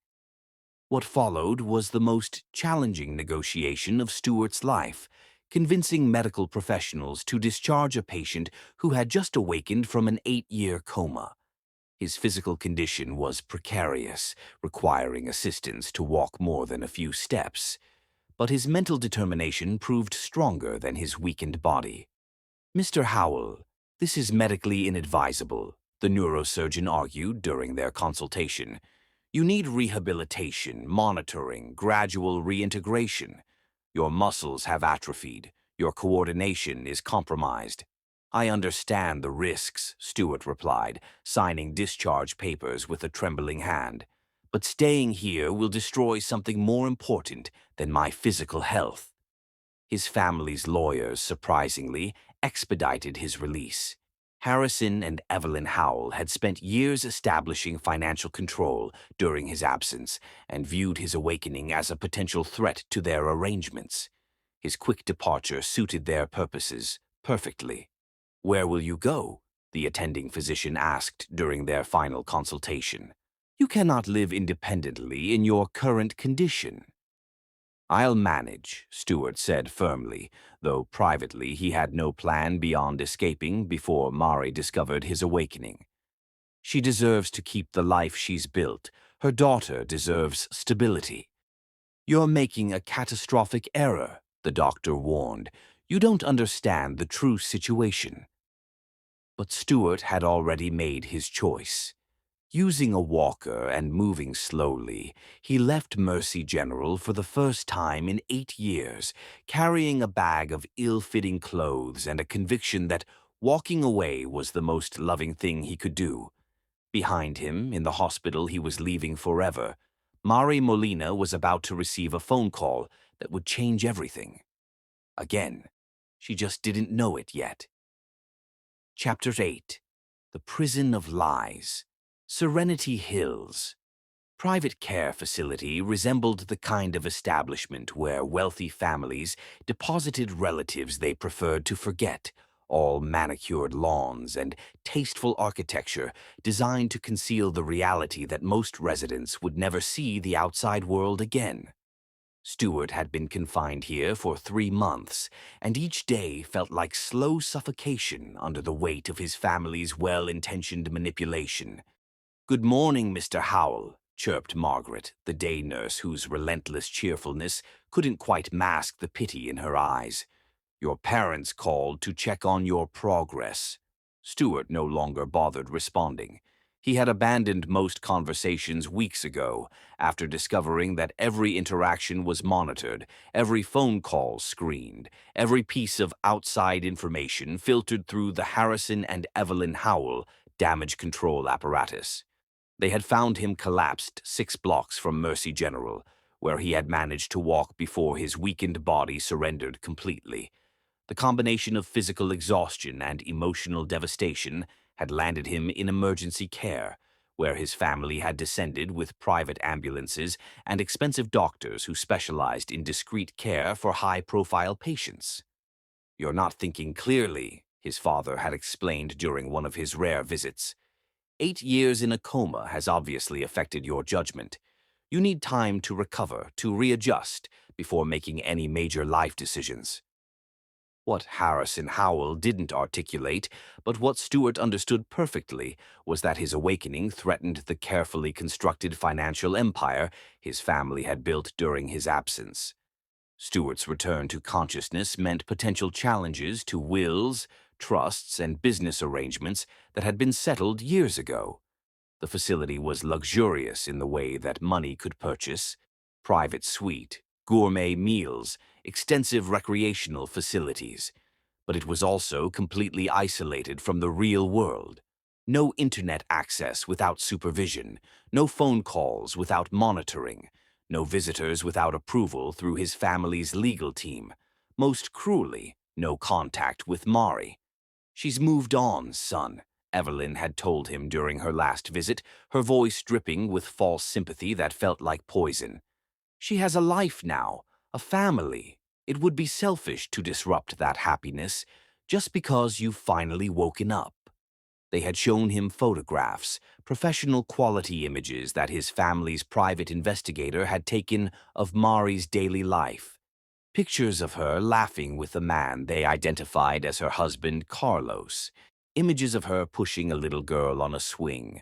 Photos of the 3 of them at what appeared to be family picnics, birthday parties, quiet domestic moments. "Look how happy she is," Harrison had said, spreading the photographs across Stuart's bedside table like tarot cards predicting an unchangeable future. "She waited for you longer than anyone could expect. But eventually she accepted reality and built something beautiful. Don't you want her to be happy?" The question was rhetorical, designed to transform Stuart's love for Mari into a weapon against his own desires. Of course he wanted her to be happy. Of course he would rather see her thriving with someone else than suffering alone. But the photographs felt like looking at an alternate universe, one where his absence had been filled so completely that there was no longer any space for his return. Stuart's days blended together in a haze of physical therapy, supervised recreation, and carefully monitored mental health support. Dr. Patricia Williams, the facility's chief psychiatrist, visited twice weekly to assess his emotional adjustment to awakening after 8 years. "You're experiencing adjustment difficulties common to extended coma patients," Dr. Williams explained during one of their mandated sessions. "The guilt you feel about the burden your condition placed on loved ones is normal. However, isolating yourself isn't the solution." "It isn't guilt," Stuart replied carefully. "It's acceptance. Mari has built something stable and beautiful. Disrupting that would be selfish." "But shouldn't she have the choice to make that decision herself?" Stuart's response came from months of careful consideration. "She already made her choice. She chose to build a life that could accommodate happiness. I have no right to tear that down." The most devastating aspect was the isolation. Stuart had always drawn energy from human connection.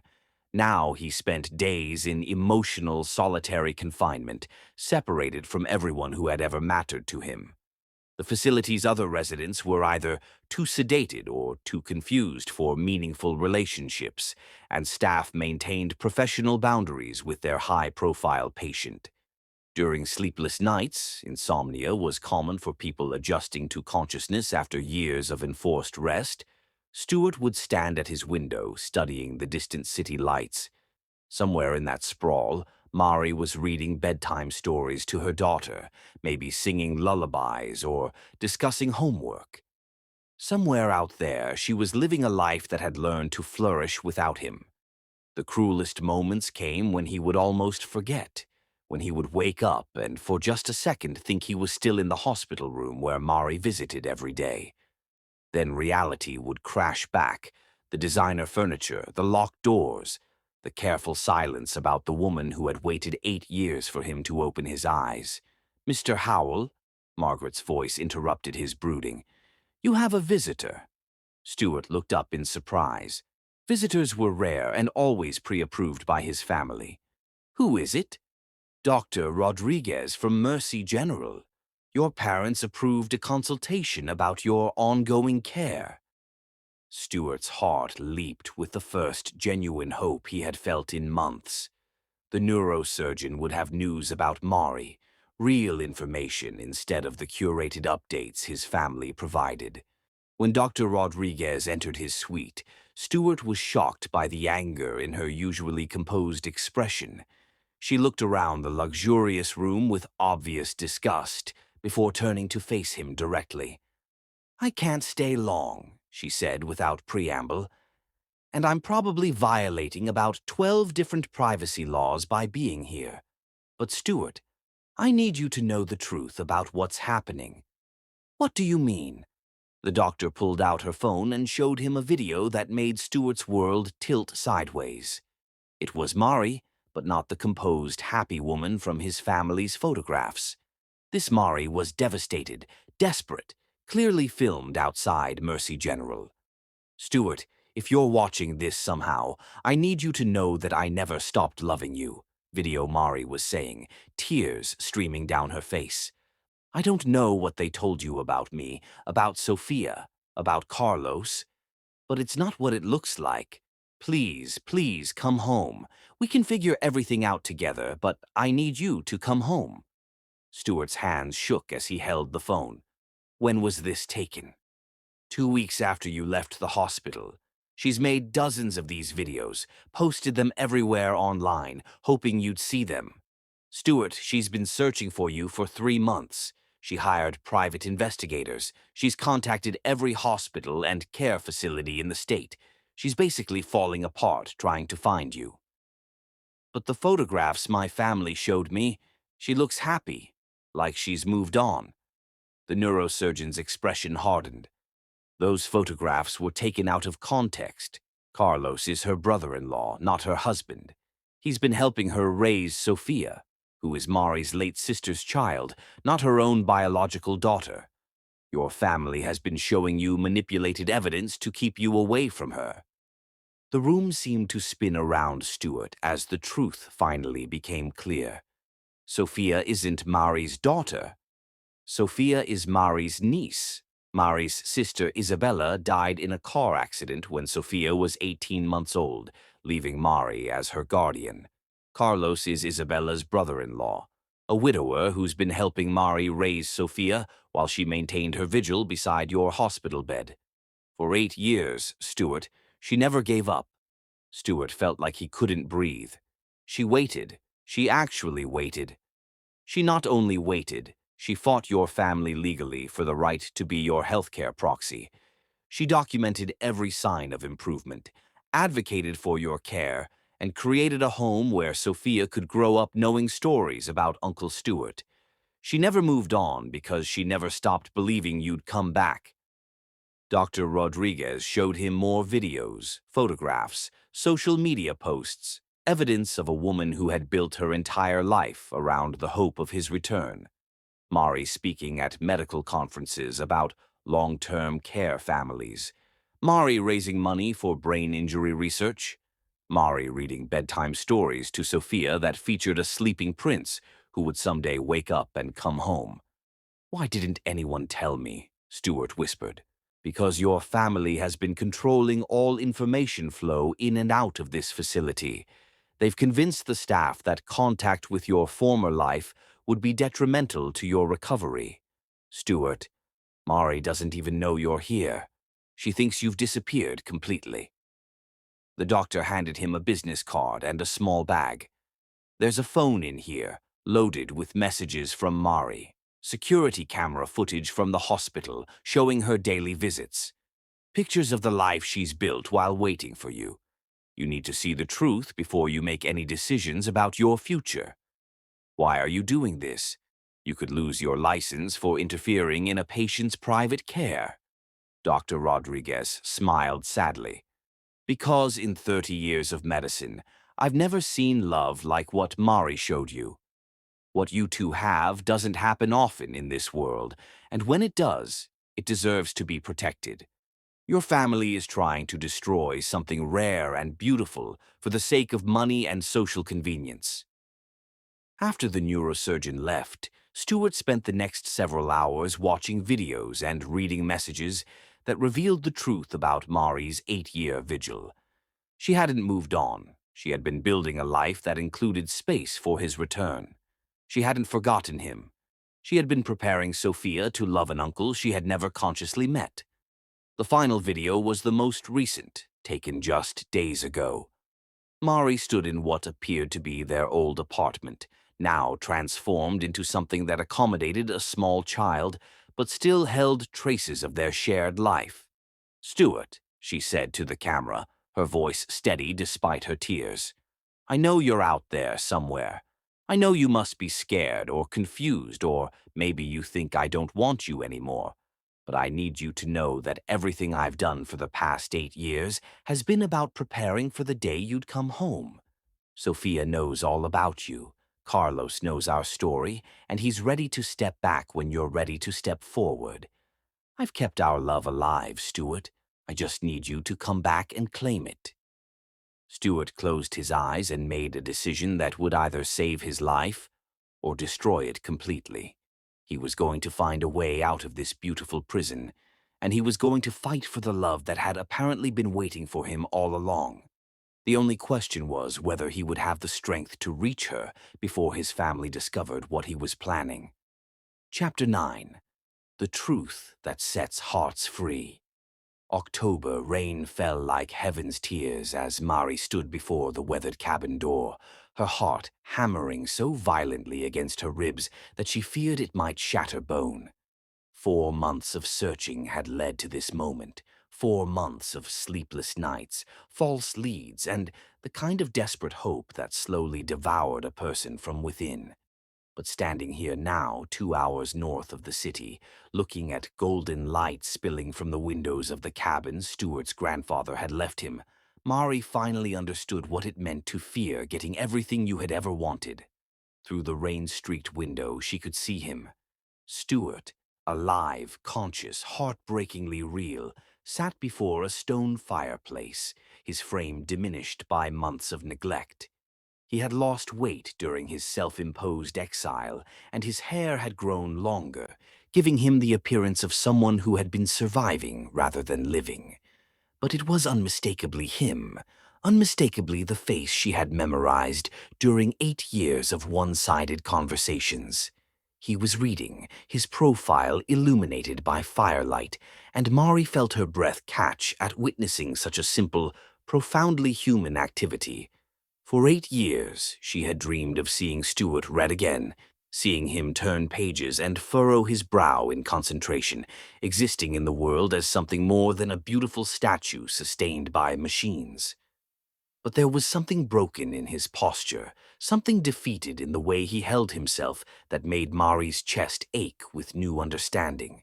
This wasn't the confident, commanding man who had proposed to her under the stars. This was someone who had been crushed by loss and was now living in self-imposed exile. Mari raised her hand to knock, then hesitated. Once she crossed this threshold, everything would change again. Either they would find their way back to each other, or she would finally understand that some fairy tales were never meant to have happy endings. She knocked, the sound of movement from inside, chair scraping against wooden floors, footsteps approaching with obvious reluctance. Then the door opened and Stuart Howell stood before her like a ghost made flesh. Marie! Her name fell from his lips like a prayer and a curse combined. His brown eyes, those eyes she had studied for 8 years, looking for any sign of consciousness, were wide with shock, pain, and something that might have been relief or might have been devastation. "Hello, Stuart," she whispered, drinking in the sight of him standing upright, breathing on his own, looking at her with recognition and love, and terrible, terrible sadness. For a moment they simply stared at each other across the threshold. Mari catalogued the changes, the weight loss, the longer hair, the way he seemed to be holding himself together through sheer force of will. Stuart seemed to be doing the same, his gaze moving over her face, as if he were trying to memorize features he had been afraid he would never see again. "You found me," he said finally, his voice rough with disuse and emotion. "I'll always find you," Mari replied simply. "I promised I'd never stop looking." Stuart's face crumpled for just a moment before he composed himself. "Mari, you shouldn't be here. You have a life now, a family. I can't be the one to destroy that." "The only thing being destroyed is my heart," Mari said fiercely, "by watching the man I love hide from me like I'm something to be feared instead of loved." Stuart stepped back, creating more distance between them. "I saw the photographs, Mari. I saw you with your husband, with your daughter. I saw how happy you looked." "What photographs?" Mari's confusion was genuine, and something in her tone seemed to give Stuart pause. "My family. They showed me pictures of you with Carlos, with Sophia, the three of you looking like a perfect family." Understanding flooded through Mari like ice water. "Stuart, Carlos isn't my husband. He's my brother-in-law, Isabella's brother-in-law, who's been helping me raise Sophia since Isabella died." Stuart's face went ashen. "Isabella died?" "3 years ago. Car accident. She left behind her daughter Sophia, my niece, not my daughter." Carlos is a widower who lost his wife to cancer, and he's been helping me raise Sophia while I maintained my vigil beside your hospital bed." The truth hit Stuart like a physical blow. He actually staggered backward, gripping the doorframe for support. "But the pictures, you looked so happy, so settled." "I was happy because I was watching Sophia grow up healthy and loved, the way Isabella wanted. I was settled because I had built a life that could accommodate your return. Stuart, everything I've done for the past 8 years has been about preparing for the day you'd come home." Mari pulled out her phone and showed him the videos she had made, the messages she had posted online, the documentation of her search for him. "Your family has been lying to you. They've been keeping us apart because they're afraid of what your return means for their control of your inheritance." Stuart's knees gave out completely. He sank into the doorway, his head in his hands. "Oh God, Mari, what have I done? I thought I was protecting you. I thought I was being noble by staying away." Mari moved forward without hesitation, kneeling beside him and taking his face in her hands. The feel of his skin under her fingers, warm, alive, real, sent electric shocks through her entire body. "Look at me," she commanded softly. "Look at me, Stuart." When he raised his eyes to meet hers, Mari saw 8 years of love, loss, confusion, and desperate hope reflected in their depths. "I love you," she said clearly, making sure every word reached him. "I have loved you every single day for 8 years. I love you now, exactly as you are in this moment. I love you enough to have waited forever, and I love you enough to fight for us no matter what obstacles we face." "But I left you," Stuart whispered, his voice breaking. "I woke up after 8 years, and I left you without even saying goodbye. How can you forgive that?" "Because I understand why you did it," Mari replied, her thumbs brushing away the tears that had started falling down his cheeks. "Because you thought you were protecting my happiness, even at the cost of your own. Because loving someone means wanting what's best for them, even when it destroys you." Stuart's composure finally broke completely. He pulled Mari against him, burying his face in her neck and releasing 8 years of suppressed emotion. "I'm so sorry. God, Mari, I'm so sorry. I missed so much. Isabella's death, Sophia growing up, your life happening without me." "You didn't miss anything that mattered," Mari said fiercely, holding him as tightly as she could. "Everything that mattered was waiting for you. I was waiting for you."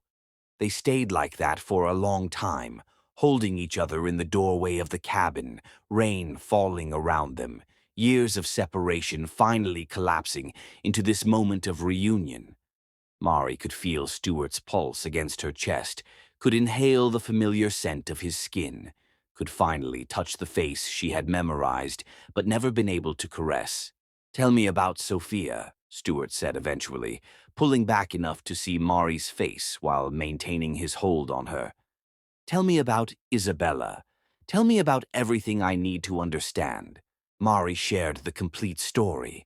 Isabella's pregnancy and struggle with sobriety, her dedication to motherhood, her death, and the promise that made Mari Sophia's guardian. She described Carlos's grief for his lost wife and his gentle support of Mari's vigil. She explained Sophia's childhood, filled with stories about Uncle Stuart who was sleeping but would someday wake up. "She draws pictures for you," Mari said, showing him photos on her phone. "Every few weeks, she creates artwork specifically for Uncle Stuart. She has never known you conscious, but she loves you because I have made certain she understands how much you love her." Stuart stared at the images, childish drawings that clearly depicted a man in a hospital bed, surrounded by flowers, stick figures labeled Aunt Marie and Uncle Carlos, and Sophia holding hands around a figure labeled Uncle Stuart. "She's been waiting for me too," he realized. "We've all been waiting for you, Carlos included. He's never tried to replace you, Stuart. He's been protecting your place in our family until you could come home and claim it." Our family, Stuart repeated wonderingly. Our family, Mari confirmed, built on love instead of blood, chosen instead of inherited. Carlos, Sophia, me, and you, when you're ready. Stuart looked around the cabin, at the sparse furnishings, the stack of books, the evidence of someone living in self-imposed exile rather than truly living. I've been such a fool, he said quietly. I've been hiding here, feeling sorry for myself, when I should have been fighting to get back to you. You're fighting now, Mari pointed out. You're here with me now. That's what matters. Stuart stood, pulling Mari up with him, and for the first time since awakening, he looked like the man who had once commanded business empires and moved mountains to save trapped workers. We need to go back, he said firmly. I need to meet Sophia properly. I need to thank Carlos for taking care of my family, and I need to deal with my parents once and for all. Are you sure you're ready? Mari asked. Stuart, it's going to be complicated. The media attention, the legal battles with your family, adjusting to a world that's moved on 8 years without you. Stuart cupped Mari's face in his hands, studying her features with the intensity of someone memorizing something precious. Mari, I've been unconscious for 8 years and hiding for 4 months. I've wasted enough time being afraid of complications. I want to go home. I want to meet my niece. I want to start building the life we should have had 8 years ago. And if it's difficult, if there are obstacles we can't predict, Stuart's smile was the first truly happy expression Mari had seen on his face since his awakening. Then we'll face them together, the way we should have been doing all along. As they prepared to leave the cabin, Stuart gathering the few possessions he had accumulated during his exile, Mari felt something settle in her chest that she hadn't realized was unsettled. For 8 years, she had been waiting for Stuart to come back to her. Now, finally, they were going home together. The rain had stopped by the time they reached Mari's car, and the late afternoon sun was beginning to break through the clouds. As Stuart settled into the passenger seat, the first time he had been in a car in 8 years, he reached for Mari's hand. One more thing, he said as she started the engine. When we get back, when I meet Sophia, what should I say? How do I introduce myself to a child who's heard about me her entire life, but has never seen me awake? Mari smiled, her heart full of love for this man who was worried about making the right impression on a 3-year-old. You say hello, she replied simply. You say you're Uncle Stuart, and you've been sleeping for a very long time, but now you're awake and ready to be part of her family. Children understand love, Stuart. She'll know who you are. As they drove toward the city, toward the life they had both been waiting 8 years to begin, Stuart squeezed Mari's hand and made a silent promise. He would never again let fear or misunderstanding separate them. Whatever came next, legal battles, media attention, the complex process of rebuilding a life, they would face it together. Love, he was finally beginning to understand, wasn't just about the promise to stay forever. It was about the courage to come home when you had lost your way. Chapter 10. Love Reborn and Multiplied. The sound of small feet racing across hardwood floors was the most beautiful music Stuart had ever heard. And when 3-year-old Sophia launched herself into his arms with the absolute trust that belonged only to children, he understood for the first time what it meant to have his heart expand beyond its previous boundaries. Uncle Stuart, Sophia announced with the satisfaction of someone whose faith had been vindicated. You wake up. I told everyone you wake up. Stuart held his niece, a concept that still filled him with wonder, and looked over her dark curls to where Mari stood in the doorway, her eyes luminous with tears of pure joy. Behind Mari, Carlos waited with the patient dignity of a man who had spent 3 years loving a family that wasn't biologically his, knowing that this moment would reshape their constellation, but not diminish his place within it. Hello, Sophia, Stuart said softly, his voice still rough with emotion from their reunion hours earlier. "I'm sorry I was sleeping for so long. Did you take good care of Aunt Marie while I was away?" Sophia nodded with great seriousness, then brightened. "I made pictures. Want to see all the pictures I made for you?" Without waiting for an answer, she scrambled down from his arms and ran to the kitchen table, returning with a carefully maintained folder that clearly represented months of artistic dedication. Stuart opened it to find dozens of drawings, stick figures in hospital beds, flowers in impossible colors, and repeatedly, a family of 4 labeled Aunt Marie, Uncle Carlos, Sophia, and Uncle Stuart. "You drew me even though you'd never seen me awake," Stuart marveled, studying a picture that showed all 4 of them holding hands in what appeared to be a garden.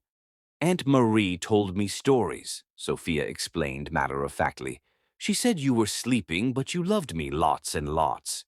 And look," she pointed to a more recent drawing. "I drew you waking up. See? Your eyes are open." Stuart's throat constricted with emotion. This child had grown up believing in him, had created artwork for someone she had never consciously known, had somehow understood that love could exist even when the object of that love was absent. "Carlos," Stuart said, standing and approaching the man who had been stewarding his family during his absence. "I don't know how to thank you." Carlos smiled, extending his hand for a firm shake that somehow conveyed years of mutual respect and understanding. "You don't thank family, Stuart. You just appreciate them. But I need you to know," Stuart continued, gripping Carlos's hand, "that you're not losing anything because I'm back. You're not being replaced or pushed out. You're Sophia's Uncle Carlos, and you're part of this family forever if you want to be." Relief flooded Carlos's features. "I was hoping you'd say that. This little girl has been my salvation for 3 years. I can't imagine my life without her laughter in it." "Then you don't have to," Mari said firmly, moving to stand beside Stuart. "We're all family here. Love doesn't diminish when it's shared. It multiplies." Over the following weeks, they learned to navigate their new reality together. Stuart threw himself into physical rehabilitation with the same determination he had once brought to business ventures, working daily with therapists to rebuild strength and coordination.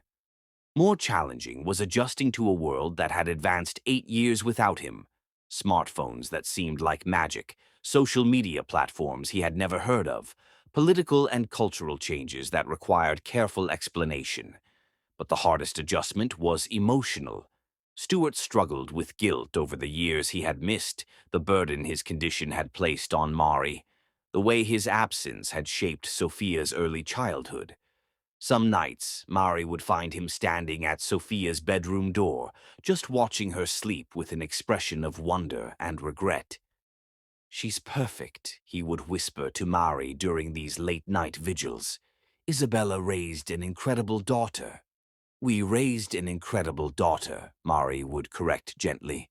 "You were part of her life even when you were unconscious, Stuart. She grew up knowing she was loved by Uncle Stuart, who was fighting to come back to her." The legal battles with Stuart's family were swift and decisive. Armed with documentation of Mari's 8-year vigil, Sophia's legal guardianship papers, and evidence of the Howell family's manipulation, Stuart's lawyers easily established his competency and his right to control his own medical and personal decisions. Harrison and Evelyn Howell, faced with irrefutable proof of their son's love for Mari and his chosen family, retreated to their social circles to nurse their wounded pride and reduced financial control. 2 months after Stuart's return, they received significant news. Dr. Rodriguez arrived at their apartment carrying flowers and official documentation. "I have important information to share," she announced, producing an official document. "The American Medical Association has approved my research proposal. Your case, the 8-year vigil, the unprecedented recovery, the role of sustained emotional connection in neurological healing, will be studied and documented officially. What are the implications? Stuart asked, settling beside Mari on their couch with Sophia positioned between them, drowsy after their afternoon at the park. Your love story will contribute to medical understanding and help other families, the neurosurgeon explained. We will study the measurable effects of sustained emotional connection on coma patients. We will document how love, hope, and unwavering commitment influence recovery outcomes. Your experience will help reshape long-term unconscious care protocols. Mari felt profound emotion. Our experience can assist other people. Your story already has provided assistance to people worldwide. The blog you maintained during Stuart's coma and the videos you created while searching for him have been shared extensively. Families globally have found strength through your example. That evening, after Dr. Chen's departure and Sophia's bedtime routine, Stuart and Mari stepped onto their apartment's small balcony. The city spread below them, filled with lights and possibilities. Do you ever consider what our life might have been without the accident? Mari asked, leaning against Stuart's chest as his arms encircled her. Occasionally, Stuart admitted. But then I consider Sophia, Carlos, the family we have built from loss and determination. I think about how our story helps other people believe in enduring love. I realize this may be exactly the life we were meant to experience. Mari turned in his arms, studying his face in the moonlight. No regrets. One regret, Stuart said seriously, then smiled. I regret that I haven't properly proposed to you yet. Before Mari could respond, Stuart was dropping to one knee for the second time in their relationship, but this time he wasn't holding a ring. He was holding a small velvet box that contained not just jewelry, but the promise of their real beginning. Maria Elena Molina, he said, his voice steady and sure. 8 years ago, I asked you to marry me under different circumstances, in a different life. Today, I'm asking you to marry me as the man I am now, in the life we've built together, surrounded by the family we've chosen. The ring was different from his grandmother's, modern, elegant, perfectly suited to the woman Mari had become during their years apart. I'm asking you to marry me, knowing that love isn't just the easy moments under starlight, Stuart continued. Love is the choice to stay, to fight, to believe in each other, even when everything seems impossible. You've already proven you understand that kind of love. Now I'm asking you to let me spend the rest of my life proving I understand it too. Yes, Mari whispered, then louder. Yes, Stuart. Yes to all of it. Yes to building our life together. Yes to raising Sophia together. Yes to whatever challenges come next, as long as we face them together. As Stuart slipped the ring onto her finger, Mari felt the same cosmic shift she had experienced 8 years earlier.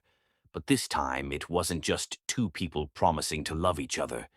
It was the recognition that they had built something larger than romantic love, something that included chosen family and community, and the responsibility to help others believe in love's power. Their wedding took place on a warm Saturday in June, in the hospital garden where Stuart had first seen Mari with Sophia and Carlos. Dr. Rodriguez officiated, having gotten ordained online specifically for the occasion. Sophia served as flower girl, scattering petals with the serious concentration of someone performing a very important job. Carlos walked Mari down the aisle, and when the officiant asked who gave this woman to be married, he answered, "Her family, all of us." Stuart's vows spoke of the 8 years Mari had given him, promising to spend the rest of his life proving worthy of such devotion. Mari's vows spoke of how love had multiplied rather than diminished during their separation, how waiting for him had taught her that true love doesn't diminish with time. It deepens, strengthens, becomes more precious. But the moment that moved everyone to tears came when Sophia, prompted by Carlos, stepped forward with a small prepared speech. "Uncle Stuart," she said seriously, holding a hand-drawn card, "Aunt Mari waited for you every day. She told me stories about love that never gives up. Now you're awake and we're a real family. I love you, Uncle Stuart." As Stuart lifted Sophia into his arms, his new ring catching the sunlight, Mari understood that this was what love actually looked like. Not the easy romance of their early relationship, not even the devoted vigil of her 8-year wait, but this complex, beautiful family built from loss and hope, and the revolutionary power of choosing each other every single day.